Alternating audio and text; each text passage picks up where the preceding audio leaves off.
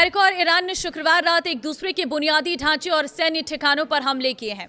अमेरिकी central command ने शनिवार तड़के बताया कि लगातार 7वीं रात किए गए हमलों में निगरानी site, military, logistic, underground arm storage facility को निशाना बनाया गया है। हालांकि ईरान के जवाबी हमले में कई अमेरिकी सैनिक जख्मी हुए हैं।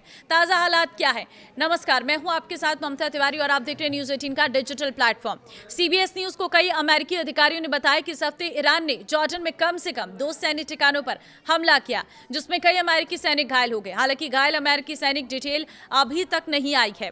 ईरान के रेवोल्यूशनरी गार्ड्स ने शुक्रवार को दावा किया उन्होंने मध्य पूर्व में अमेरिकी सैन्य ठिकानों पर नए सिरे से हमले किए। IRGC ने सीरिया, कुवैत, ओमान, बहरीन और जॉर्डन में मौजूद ठिकानों पर हमले का दावा किया।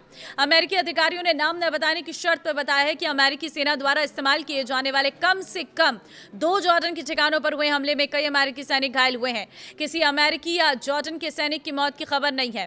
घायल सैनिकों की संख्या और उनकी चोटों की गंभीरता के बारे में अभी साफ जानकारी नहीं है। अमेरिकी रक्षा विभाग ने अभी तक इन चोटों की पुष्टि नहीं की है और न ही इस रिपोर्ट पर कोई प्रतिक्रिया दी है। अमेरिकी लड़ाकू विमान अक्सर जॉर्डन के सैन्य ठिकानों से उड़ान भरते हैं, लेकिन अमेरिका अपनी सेना द्वारा इस्तेमाल किए जाने वाले सभी ठिकानों की जानकारी सार्वजनिक नहीं करता है। जॉर्डन में अमेरिकी सैनिकों की मौजूदगी, जॉर्डन में अमेरिका की मुख्य सैन्य उपस्थिति जो है वो देखने को मिल रही है एयरबेस पर मुजाफा सल्ती और जो रॉयल जार्डियन एयरफोर्स की बेस है, लेकिन अमेरिका ने इसे काफ़ी अपग्रेड और विस्तारित किया है। यहाँ अमेरिकी फाइटर जेट्स, ड्रोन्स और सपोर्ट फोर्सेस तैनात रहते हैं और हाल के समय में इसे ईरान पर संभावित कार्रवाई के हब के रूप में भी इस्तेमाल किया गया है।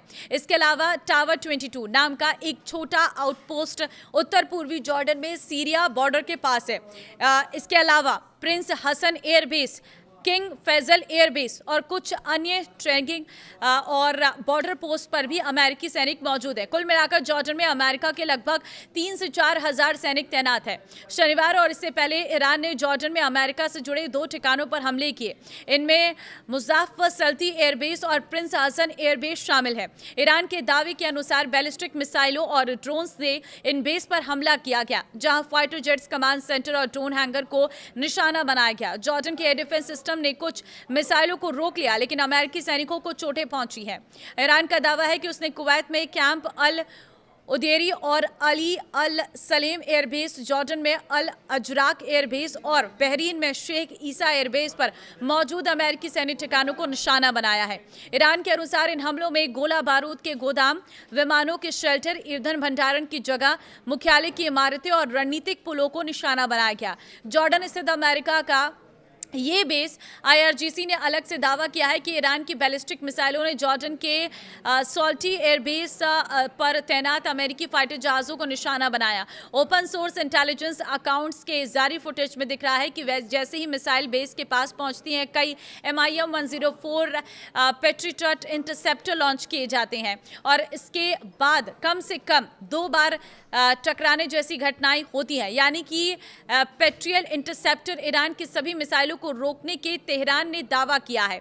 उसके जवाबी हमलों में अमेरिकी सैन्य हताहत हुए हैं। शुक्रवार को IRGC ने कहा कि उसने जॉर्डन में अमेरिकी फाइटर जेट्स और हवा में ईंधन भरने वाले विमानों के साथ साथ कुवैत में अमेरिकी फोर्स और हिमार्स लॉन्चर को निशाना बनाया है, जिससे काफी संख्या में सैनिक हताहत हुए हैं और नुकसान पहुंचा। इस बीच जॉर्डन की सेना ने शनिवार को बताया कि उसने ईरान की 100 मिसाइलों को मार गिराया है और इससे में कोई हताहत नहीं हुआ है, न ही कोई नुकसान पहुंचा है। सेना ने एक बयान में कहा है कि एयर डिफेंस सिस्टम ने ईरान के 10 मिसाइलों को रोका जो जॉर्डन के हवाई क्षेत्र में घुस आई थी और देश के इलाकों को निशाना बना रही थी।